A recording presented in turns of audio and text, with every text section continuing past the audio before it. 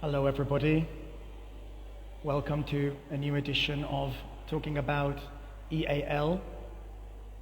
This is the third edition. In the first conversation we talked to the editor-in-chief of the EAL journal, which is published by NALDIC, Christina Richardson, as well as Fiona Ransom, who is a co-editor alongside myself and Rachel Knowles. The second conversation was with the chair of NALDIC, Dr. Yvonne Foley. Both conversations are now available on YouTube, on NALDIC's YouTube channel, and this conversation will also stay there, so stay tuned to YouTube as well. The conversations will be uploaded one by one. Thanks everyone for watching. Today we'll have the pleasure of talking to Dr. Constant Leung, the chair of Publications in NALDIC. This is a very special year for NALDIC. It's the 30th anniversary, and believe it or not, Dr. Leung was there at the very beginning of the journey, so we're going to ask him, among many other things, what it was like to be there at the beginning when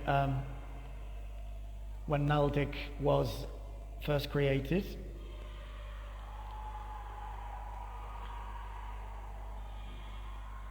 While we wait for Constant to join, a few words about him are to say that Dr. Constant Leung has published extensively in the field of education, particularly from a language perspective, bilingual and multilingual education. And we're going to ask him about his research interests and what projects he's carrying out at the moment. And we'll also use today's conversation to introduce a couple of other Insta Lives that we'll do, hopefully in the month of April, related to the situations of refugees and asylum seekers, the armed conflict taking place at the moment and in the past several weeks. It's made this kind of conversation particularly relevant. So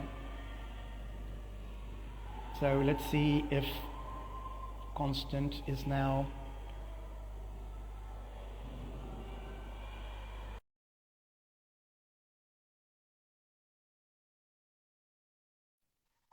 I think I've now managed to invite Constant to join.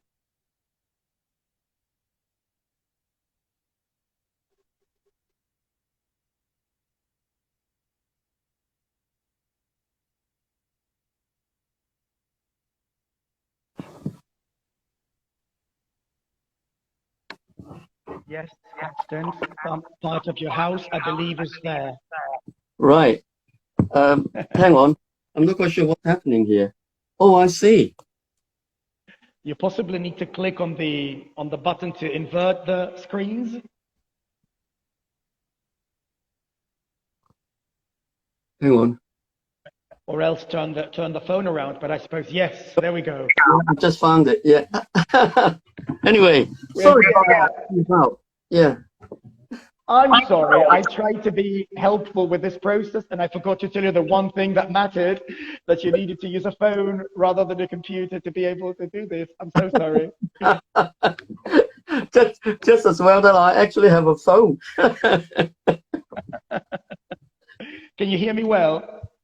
Yeah, it's very clear. But obviously it's a little bit tinny because it's a phone. Yes. Certainly.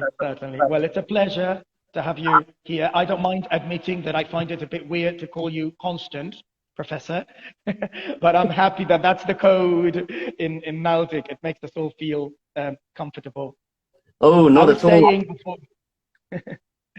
I was saying before you came in that this is a special year for NALDIC because it's the 30th anniversary. And if I'm not mistaken, you were there when it all started, when NALDIC started 30 years ago. So the first thing I wanted to ask you is, what memories have you got of that moment of inception, what were the needs that NALDIC responded to back then? It must have been very challenging to get the association going.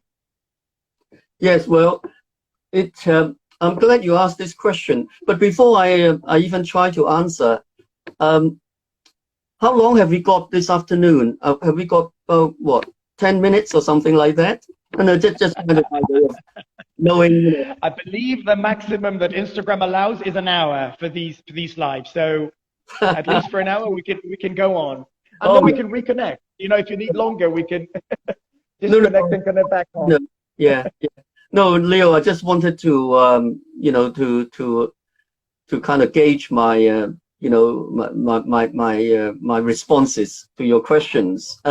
Okay, I'll try. I mean, you know, obviously, I don't want to hold people for an hour, but I'll try to be as brief as I can. But it's a very good question. You know, I mean, time flies. It's been 30 years or so, and well, basically, what had happened then was linguistic and ethnic diversity in society was very much an issue then already, and but there was, as it is now, really nothing's changed in that direction. There was relatively little in the school curriculum that was specifically catering for students from diverse language backgrounds, and English language was actually referred to as English as a second language then. So the term EAL wasn't used until maybe a few years after the inception of NALDIC. But it was already in the air that there were issues related to both the terminology and also the curriculum provision. And so basically what had happened was were already teaching in schools that had lots and lots of students from diverse language backgrounds, and many of them were learners of English. But because there wasn't any kind of, if you like, systematic response provision for these youngsters, we thought it would be important to raise the issue to, you know, to the surface, so that it wasn't, you know, kind of addressed only within the school context, because, you know, different schools have different ways of looking at things and that sort of thing. So a bunch of us started thinking about forming some sort of national professional teacher association, a sort of body, if you like, for people, for colleagues to come together, if nothing else, to begin to share their, you know, their understandings and the issues that they have found, and the challenges that they, you know, they were trying to overcome at school and so on. So we spent, you know, small group of us, you know, a handful of us really, started contacting colleagues up and down the country, and we spent, I would say, goodish a year or so meeting teachers in different parts of the country, you know, at weekends. So we would drive up and down the motorway at weekends to meet people and try to, you know, canvass opinion. And it became clear that we did have a lot of support. Lots of colleagues felt the same. So we came together and started the, you know, the Professional Teacher Association. And we've been, you know, we've been going since then. But the issue of education responding to language and ethnic diversity, if anything, has intensified, you know, these years. If you go back, well, the 10 years before the pandemic, if you look at the national student data, there was a 1% increase in the number of students from diverse language backgrounds, many of whom obviously were learners of English. 1% every year for 10 years in succession until the pandemic. Of course, the data has since become a little bit sort of less stable because, you know, because of the various disruptions and so on. So really, it's been a trajectory. It's a kind of trend that's been growing. We have more and more students in our school population who are from diverse language backgrounds, and many of whom are clearly learners of English.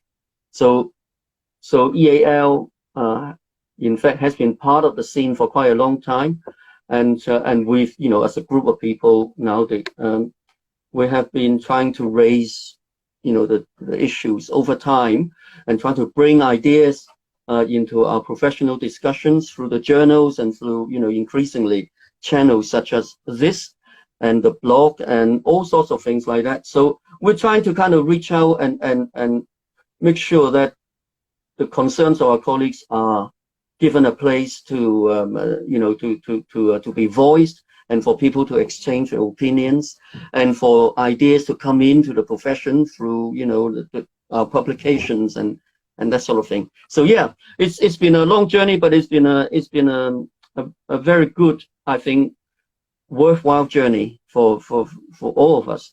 And many of those colleagues who started those motor car journeys up and down the motorway in those years are still with us.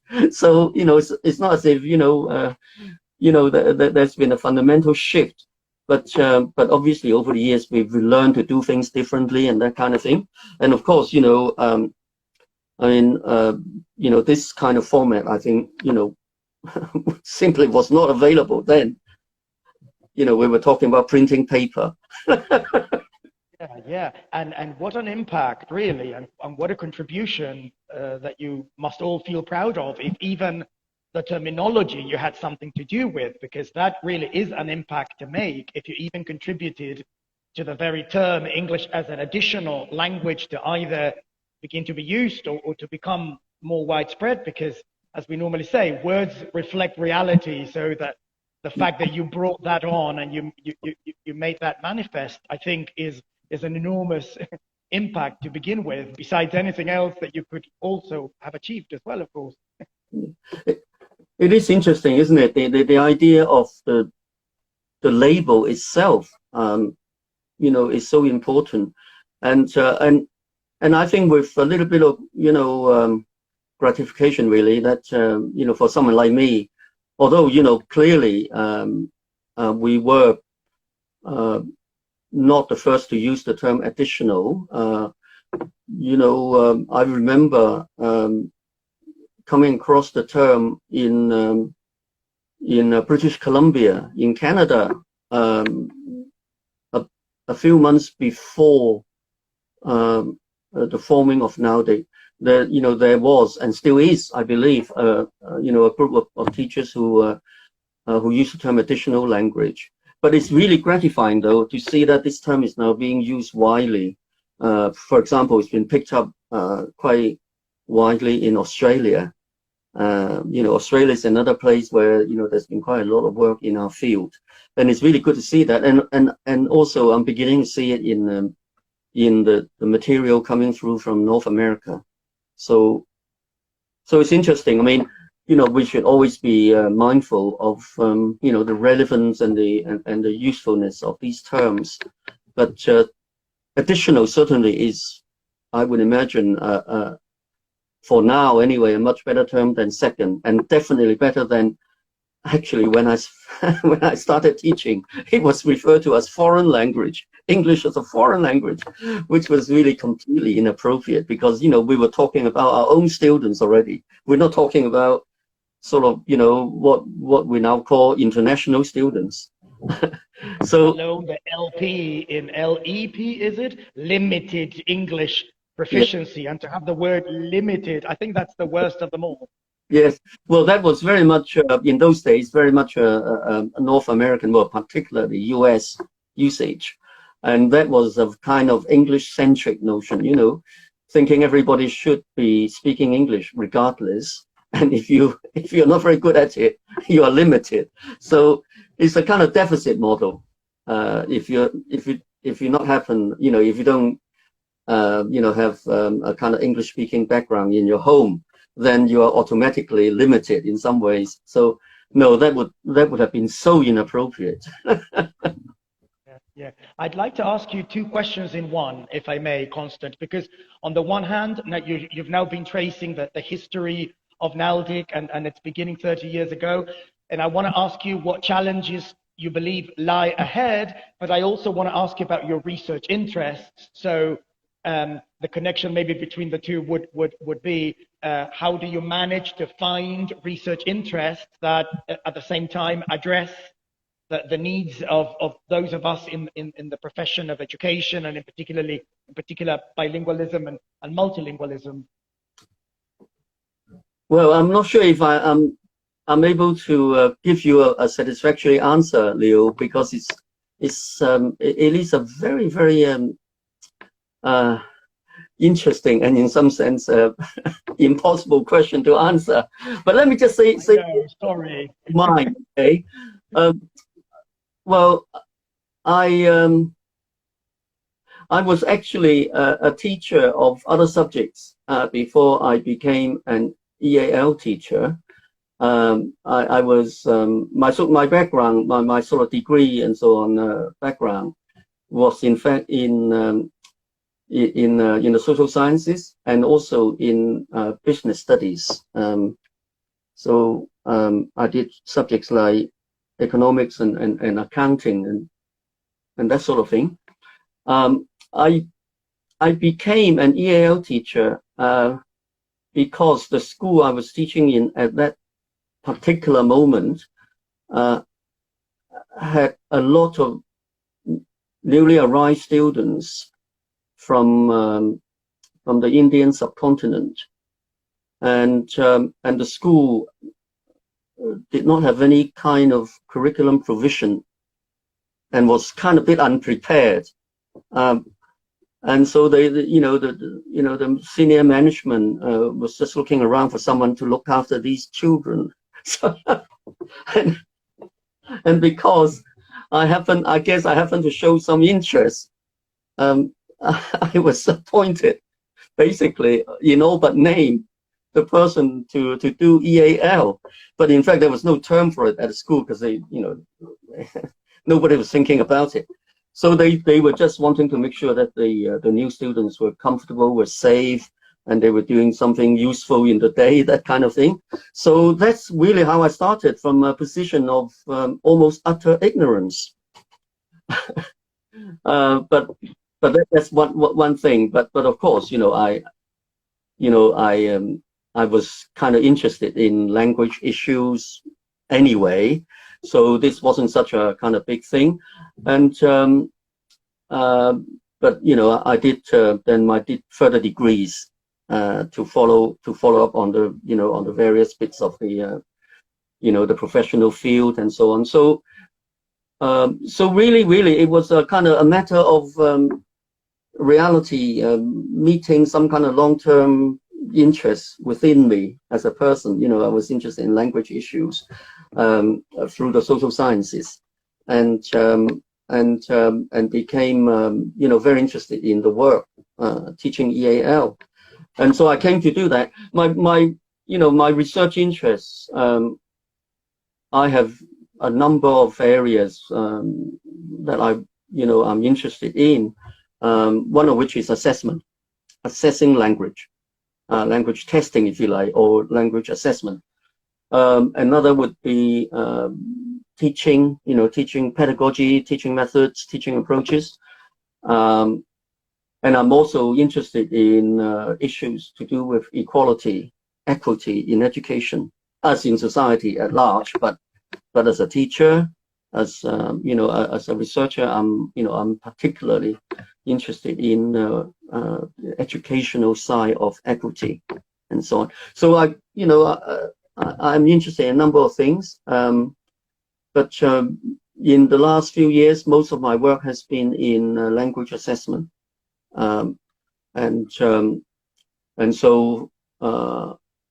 for example, I spent quite a bit of time in the last few years researching, developing the language assessment framework for EAL, funded by the Bell Foundation, and that is now, out there and is free for teachers in the you UK. are currently, is that a project that you're currently working on, and is there a framework that's currently being developed for EAL assessment?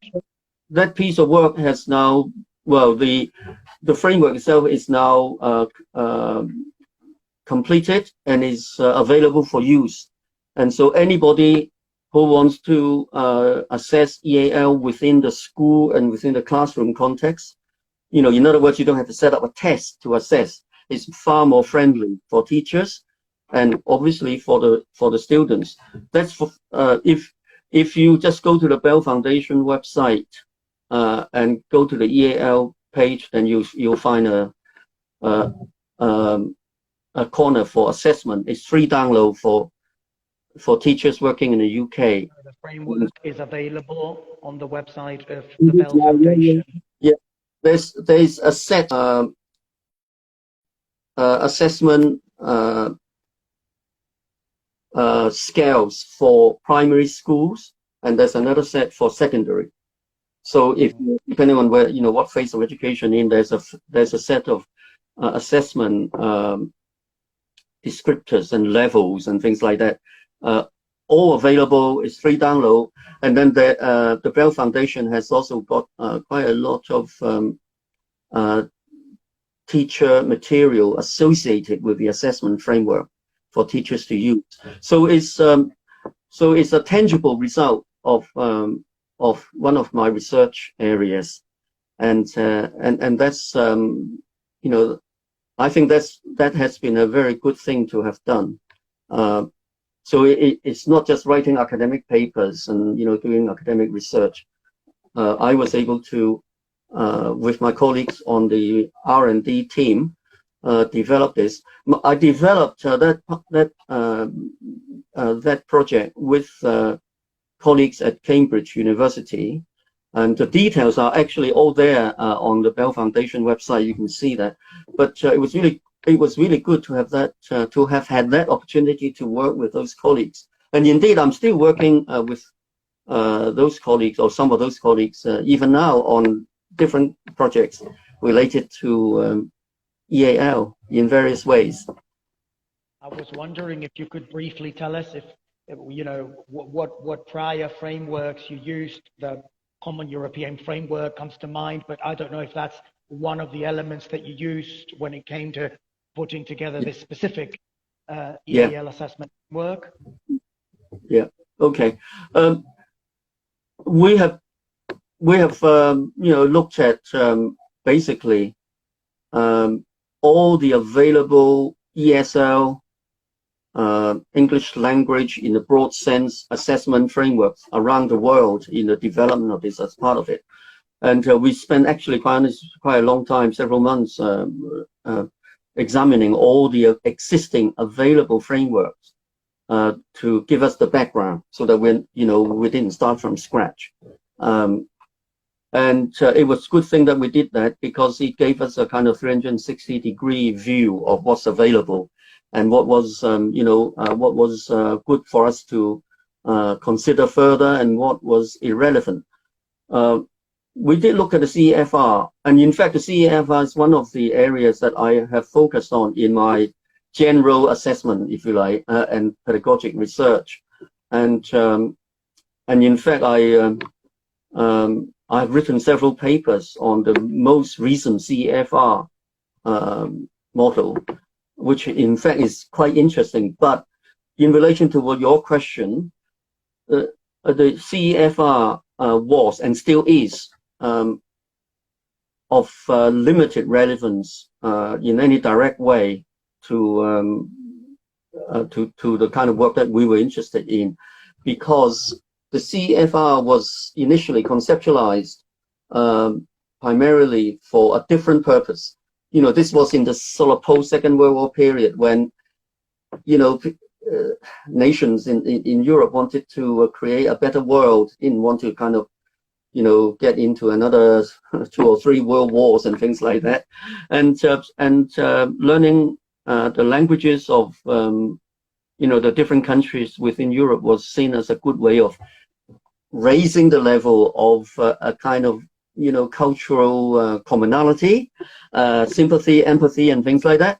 And so it was really primarily conceptualized as a sort of language for possibly for visits and for kind of short-term professional reasons and things like this. In other words, very much adult oriented in the first, the first version. The more recent version, the 2020 version, the companion version, is much more complicated and actually very much more interesting, but still it's not directly relevant to school education. But what we did was we looked at all those different scales from Australia, North America, obviously some from Europe, second language scales, and extracted basically about 1,200 possible descriptors, those criteria, if you like, and use the descriptors as the database to get teacher judgment on their relevance and their kind of gradation of being very easy to very advanced, from beginners level to, the most advanced level and things like this. And we did a lot of that work, in fact, quite carefully. And we had a group of teachers, off the top of my head, I think over 50 teachers who gave up time to help us to evaluate those descriptors, and then we put their judgments through through some statistical analysis to form a kind of an array from the lowest entry level, beginners level type of things that you expect people to know in English or any other language learning, to the most complex, sophisticated levels of language knowledge and use, right? And we were able to do that to form an array of these descriptors. And once we got the, if you like, the mathematical sequence, we were able to then begin to, if you like, work and select out of this collection of over 1,000 descriptors to assemble a small band that could be built into a proficiency rating scale. And so that work took quite a lot of time after the statistical analysis. And with that, then we went to another teacher panel to give us their feedback on the way that we did the kind of sequencing and the wording. And they told us a whole bunch of things that made us, revise our initial draft. And so after several rounds of that, we were then happy that what we were, finalizing was actually useful, at least to our advisory panel, would be useful to teachers. And then that was the point at which it was released. And that was very late, or beginning of 2018, or very late December 2017. And then after a year or so, we did another round of revision because we got some further feedback from teachers. But this time it was really to do with mostly to do with wording, because some teachers actually came and said, don't know what you mean by that phrase and things like that. So we revised that again. And so what is now on the web that you'll find on the Bell Foundation website is the revised version. But as far as we know, we get quite a lot of feedback from teachers. And as far as I know, it's working, it's working well for most teachers. There's a need, we now know, to extend that to young learners, to reception year, and possibly a little bit, before even reception. But that would depend on, resources and time available for that sort of development. But anyway, basically, we got a scale now that covers essentially year 1, age 5 to 16. So it's quite a comprehensive scale. Yeah. I'm curious to ask, and I promise that I'll do my homework and check out the framework for myself on the Bell Foundation website. But in the meantime, one of the, I think, powerful constructs that we've had in recent years to do with bilingualism and multilingualism has been that of translanguaging. And I couldn't help but wonder if the framework makes any allowances, any accommodations for the fact that translanguaging, apart from using it as a classroom practice, whether it's also legitimized as an assessment practice as well. Yeah, this is the this is a hotly debated issue amongst professional language testers and assessors right now, literally in the world. Okay, this question of translanguaging. Translanguaging, the concept itself, if by that we mean we look at language as a set of, if you like, flexible set of resources, and that in anything that we do with language, we are free to draw from different named languages. So, for example, if I'm speaking, let's say in English, in a particular context, the social practice in that context would suggest to me that it's perfectly fine to mix it up with French or Spanish or Italian or Tagalog or Russian or whatever. If what we mean by translanguaging, then the issue of translanguaging has got to be understood in relation to the background of any kind of, if like, language assessment right now, even now, because most language assessment systems and frameworks start from the position of a monolingual model. That is, if you want to assess Spanish, if Spanish is the school language, if you want to assess German or English or Mandarin as a school language, the starting position has always been, and it remains to be the case right now across the world, to be monolingually conceived. Okay, so almost everything that you do in the assessment activities or in the tests. By testing, I really mean a specific form of assessment. Assessment is the bigger concept, and testing is a kind of particular form of it, that's all, okay? So, but the assessment in general is really about tapping into the students' knowledge and see how much they know of that body of language called English, Spanish, or Mandarin, or Russian, or German.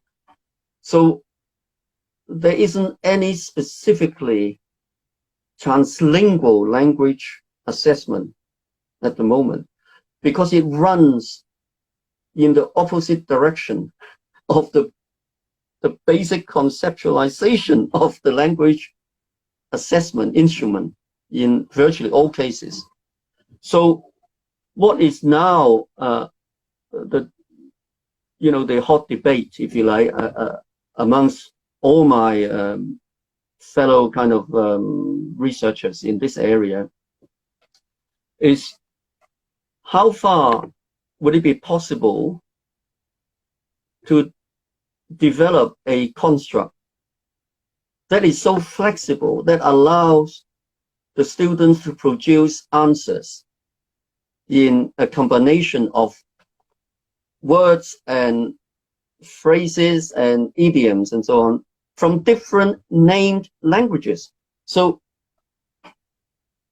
if assessment is really about making a judgment and giving people a mark, a grade, okay, then you need to have some criteria for marking. What's top, what's bottom, what's in the middle, and things like that, right? And think about that in relation to a monolingual model. You can begin to see, there's, like the first 1,000 words, and also, the past tense, and also the, the kind of, conditional, and also there's the idiomatic expression. You can begin to put those things, assemble them into a kind of package, whereby some things are kind of easier to learn, and you put them at the lower end, and some things are much more complex, like metaphor. So you put it at the top, right? Things like that. That's complicated enough, and that's really difficult already, and that's why it's so expensive to develop any test properly. And that's why, you know, the big international English language tests like IELTS and TOEFL, you know, they're not revised very often. Why? Because it's very expensive. We're talking about $1 million or something like that to revise these tests, right?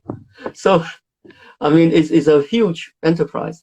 But think of it, the complexity of building in a little bit of Spanish, a little bit of Kiswahili, and a little bit of Arabic into your language model in a translingual language test, it would be very, very difficult. And so right now, the debate is still on how to handle that. In the meantime, what we have done is to say to the teachers, if you are assessing EAL, well, it could be Spanish as an additional language, it could be French as an additional language, it could be any. The same principle would apply. If you do that, then maybe what you can say is, instead of making sure that everything is done in the target language, so-called, let's call it English, you know, you explain the rubric in English, and you kind of do everything in English, and you expect the student to perform in English. You actually can do a lot of all these other things until you get the, if you like, the student using the focal language, let's in this case English. You do all the other things in whatever linguistic resources that would seem helpful.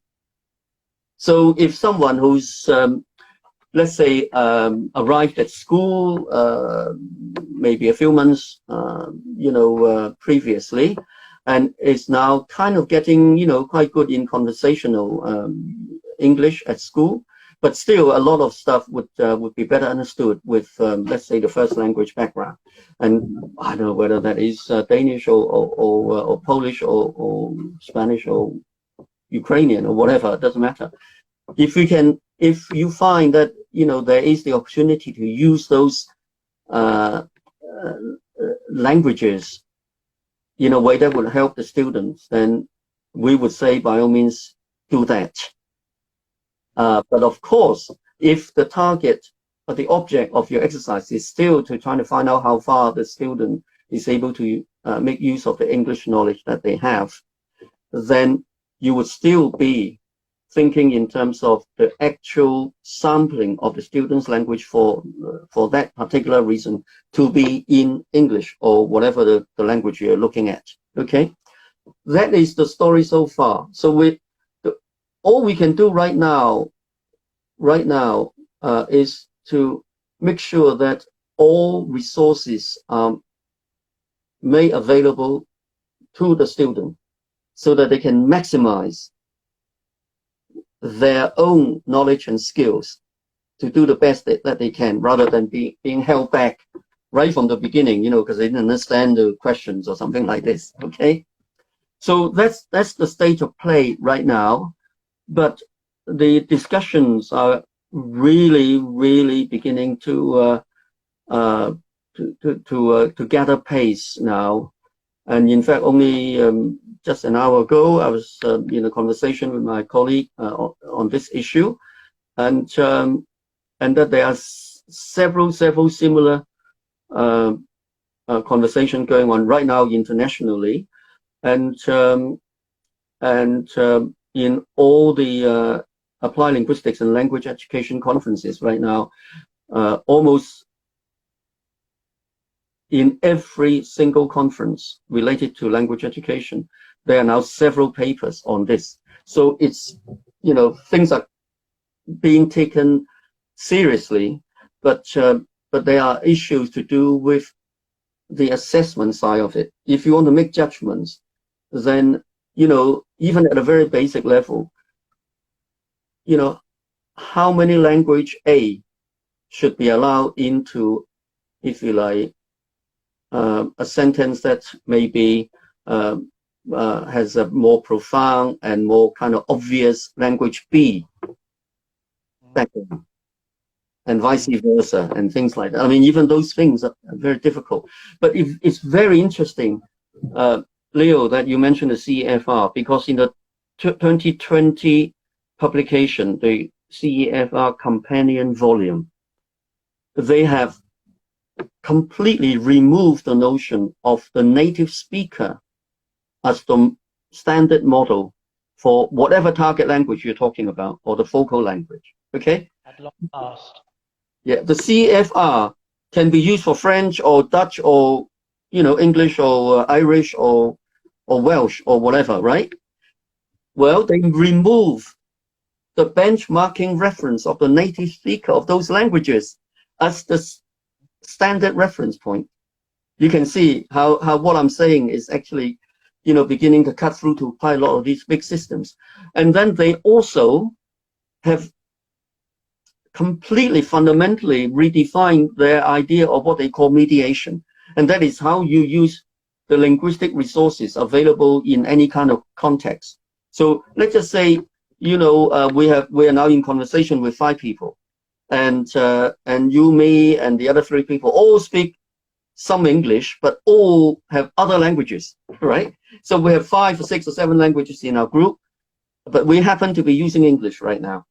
And yet in the mediation, they are beginning to talk, the CFR now, the new CFR, talking about using whatever linguistic resources you have to meet the needs of the other people in your group.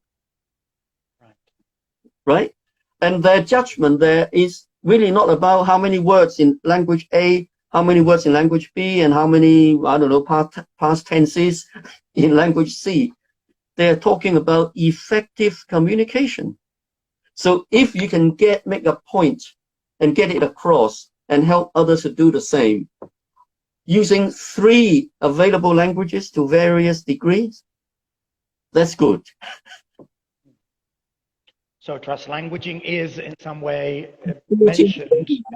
But what is not, as a broad concept, but what is not is difficult to say when you actually hear an utterance that has essentially, let's just say, a primarily, for the sake of argument, okay, primarily English kind of feel to it, because people start with a few English words and then it, you know, it's switched and so on, right? How far and what kind of judgment can you make if the switching into language B or language C or language D is not perhaps at the same level as language A, but it's sort of, you know, maybe the register is a little bit wrong, or because the choice of word is not really precise, but the person is really trying, you know, to say something in the middle of some sort of English sentence, if you like, using a few words in Italian. And yet the Italian words are not very good. What do you do, right? How do you make a judgment in assessment terms? Those are the kind of technical issues that are now being addressed, if you like. It's a really, really complex issue, but it's a really interesting issue that you raised. Yeah. I have so many questions to ask you related to all the interesting things that you're saying. And one of them, you reminded me of an alternative that I remember being proposed by Luke Prodromo, I believe, who suggested SUE, successful user of English, as an alternative to the native speaker model. And I was wondering if in this renewed documents of the Common European Framework, if there is some sort of an alternative. Do they use the word competent as an alternative to begin to avoid saying the native speaker as a model? Yes. I have to say, even the CEFR, you know, with the kind of the resources of the Council of Europe, even the CEFR hasn't cracked that issue at all. What they have done is in the rating scales, what they tend to do is to map the sort of levels onto the kind of content complexity. So they tend to say at the beginning, sort of like A1 level, right? They tend to kind of say can communicate the basic ideas on everyday matters using whatever language tokens that they can find. Okay, so if a word, if an utterance is comprising 3 words, one in English, one in Italian, one in Spanish, but they all make sense because it happens to be good for the other people listening or talking to you. That's great, that's fine, but you can do that. But it's to do with hello, how are you, or my name is, or I like tea, or something like this. That kind of thing, everyday things, right? At the top, C2, it would be something like can convey complex knowledge of specialist fields. So they somehow not address the linguistic side of it that much, but rather the kind of content side. What you're saying, what are you talking about? And it's the talking about bit, not the way you talk, which is a language bit, right? So it's a very interesting. And as it happened, actually, I have written a paper on this. So if you're interested, I would be happy to share that. It had just been published, this month. In fact, in a book on the CFR and the way ahead, the things that colleagues. It came out of a conference, a seminar where a bunch of colleagues came together and discussed some of the problems in the new CFR, and in fact the old CFR, right? And so this collection, I think, is likely to be of quite of use to people who are interested in this. It's published by Multilingual Matters, and it just been published this month, in fact, a week ago. And the name of the book, Constant? I'll send it to you.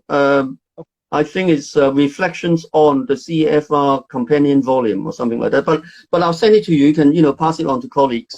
It's pass it on, and because this recording then will be moved to the NALDIC YouTube website, maybe we can add a few references there. Yeah. It's I think it's called Reflections on the CFR Companion Volume, because it's gone through some change in the name. Because the editors asked people, what do you think is a good name? And then they had loads of answers. So, yeah. Anyway, but it's Reflections on, okay? It's so looking at the CFR right now with reference to the new version of it, the companion volume, which is free download, by the way. You can get the companion volume on the Council of Europe website. It's free. Right. There you've got people watching, thanking you for the reference. And I was wondering, Constant, if you'd like to make a comment about how you see teacher education, which is rather a big question, but from any perspective that you'd like to answer it, and to what extent do you see teacher education moving in the direction of addressing the needs of not only the EAL pupils, but also their families, the whole history that each EAL pupil represents? Yeah. Well, I mean, obviously, teacher education itself is a huge field, and so I only feel I'm sort of able to comment on one bit of it, and that's really directly related to EAL, or at least additional language education and teaching. I think that several things come to mind. The first is, one part of it is that where teacher education is, if you like, organized, and where the content of the education itself, the curriculum, if you like, is prescribed by the education authorities in any system, you tend to find that what's needed on the ground is often out of sync with the curriculum for teacher education, because in many ways policymakers tend to not be able to respond to the changing needs and the changing, if you like, academic environment and the changing research findings and things very quickly. So you tend to get this kind of odd mismatch. So on the whole, we shouldn't be too surprised if we find that any teacher education system is kind of always moving behind the curve of what teachers really need and what they really think and things like that. Okay, that's one part of it.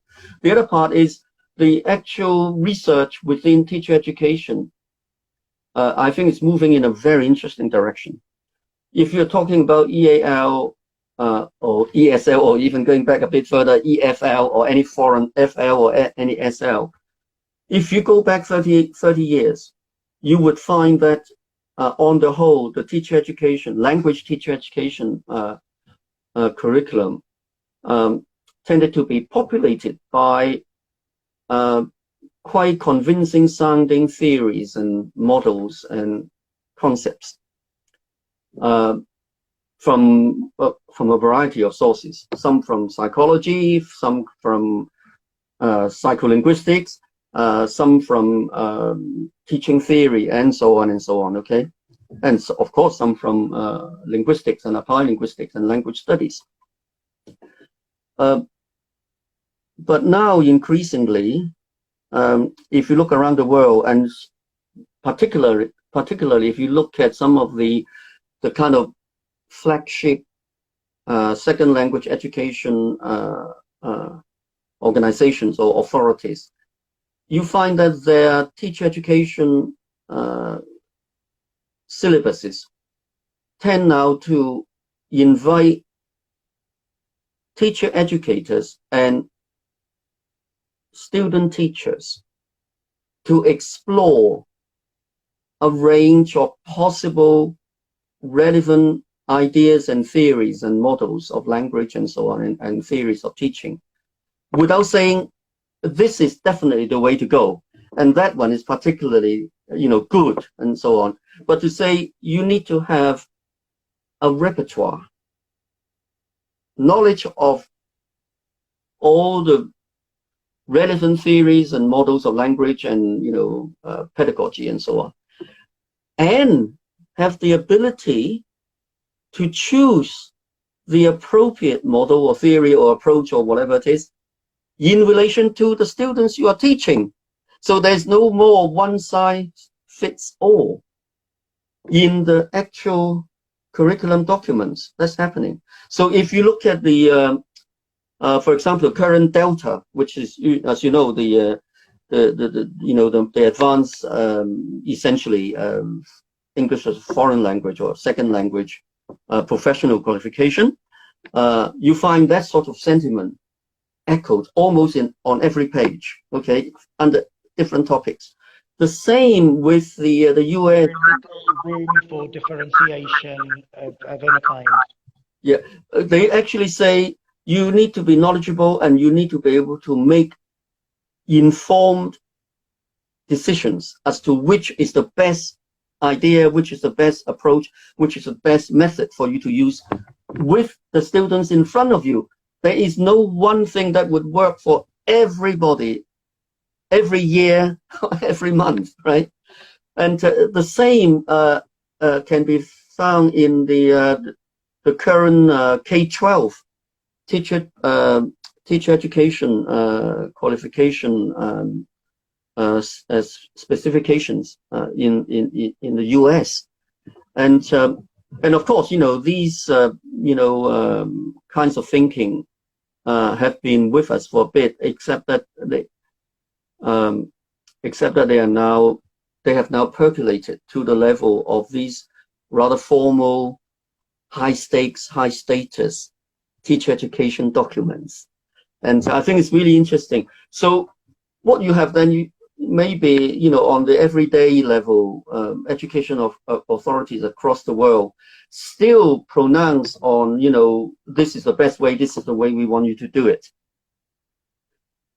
In the meantime, teachers have always found that actually it's not always the best way, but what can we do? You know, we're just teachers, so to speak.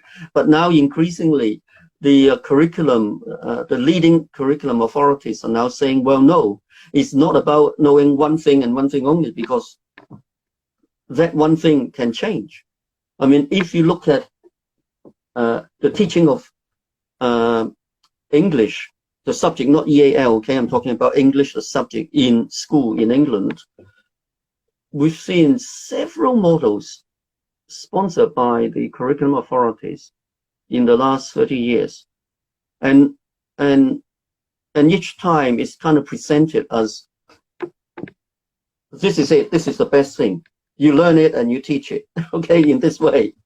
Only for, you know, for the system to shift completely, because, you know, there's been a change in thinking on the part of the government. Oh, indeed, normally it comes with a change of government.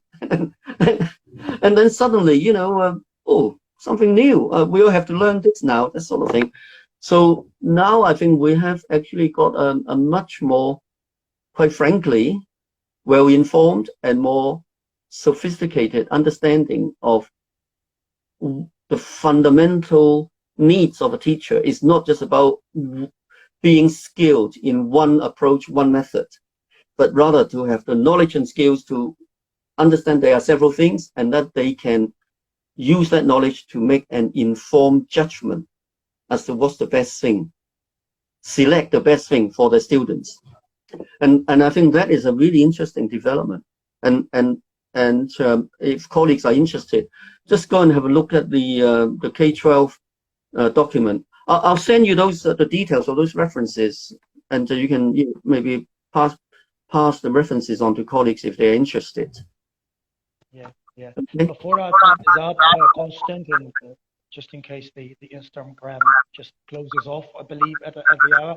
On the one hand, I'm going to ask you if you've got any final message that you'd like to leave us with, but also more specifically, since our plan throughout April is to have a couple of conversations like this related to asylum seekers and refugees in the light of the armed conflict in the past several weeks. If you have any comment to make about how we connect EAL and the delicate situation of asylum seekers and refugees. Right. Well, of course, I mean, this is this issue has been with us for a long time. This would not be the first time, you know, when we have lots of new arrivals from a kind of conflict zone. But in fact, you know, any kind of over time, you know, young people moving around from country to country and things like that, it's always, you know, upheaval and, you know, difficult situation for them. Of course, it's made worse by the traumatic events, what's going on now. And so I would say, just for immediately, what would be really important is, you know, to for schools to be sensitively tuned to the needs of the new arrivals, depending, you know, pay attention to, you know, their most recent experiences and the background schooling and so on, and not to kind of, you know, routinely, you know, put them into a kind of, you know, a class without thinking about how to make adjustments for their learning needs, their language needs, and so on. And make maximum efforts within the resources of the school. I mean, I know schools are very stretched, I know that. But still, I mean, it just makes no sense to, you know, to put the new arrivals into a situation where the language is really not accessible to them without any further support, and also to not think about their social experience, the comfort they have in the classroom with, you know, which children and what activities they engage in and things like this. So I would imagine, you know, some of the things we know can be invoked very quickly and usefully, you know, having, if you like, dedicated teachers to work with them on, if they're really at the beginning of learning to use English in school in England or Scotland or Wales or Northern Ireland, then, you know, some effort should be made to support them with some initial language tuition that allow them to actually to find their feet quickly, you know, at least at a social level and the kind of physical safety level within the school. And that can't be just be, you know, oh, well, just, you know, do a couple of hours on a kind of, you know, after school English club or something like this. But it needs to be quite systematic. The content of that kind of teaching ought to be carefully judged in terms of their needs and in terms of their own background, language education, and so on. And that could really be something more than 2 weeks, 3 weeks. It should be sustained for several months to give them a chance, because as we all know, having a good relationship with a teacher you can trust is also a fantastic protective zone in a new environment. And then also buddying systems with, sympathetic and helpful little friends and things like that in the school would be very helpful. And also, maximum efforts of bringing in whatever, language resources that would help them in their stronger language. If this, should turn out to be Ukrainian, or if the child is Russian speaking, Ukrainian speaking, first language Russian or something like this, then, I think, there would be resources from colleagues from the local universities. And also, I would imagine, appeal to the, for advice, even from the embassy, the cultural and educational attaché, to get some advice as to where you might get hold of some resources quickly, in terms of the mother tongue type kind of provision, and also, link up with the local communities, the Ukrainian communities, and see what there is. It would vary from area to area, I would imagine, but I'm sure there will be things that can be, as it were, used in the local area to help, these new arrivals. But the main thing is provide support for, if you like, the kind of social, emotional side, the initial period. Language in English, support for them to get inducted into the school environment in a safe way. Building up social networks through, helpful little friends, buddies, and whatever. And make use of the neighborhood resources where possible, and the parents, of course. But also, beyond that, the official institutions like the embassy and so on, they would have advice for, for schools to consider. I mean, in this kind of situation, just do the best we can. But in the longer run, of course, we really do need to develop something systematic in relation to receiving youngsters. We have seen this so many times over the years, so I suspect this is not the last time for this kind of thing to happen. It's often, we know, okay? So yeah, thanks so much for all that insight, Constant. It's a very good lead-in for a couple of conversations that, as I said, we are planning to do to see what lessons we can learn from models such as trauma-informed pedagogy to help out people like asylum seekers and refugees. And here Nandika, who is helping us to put all these conversations on the NALDIC YouTube channel, is suggesting that we can add some references there to go with the video.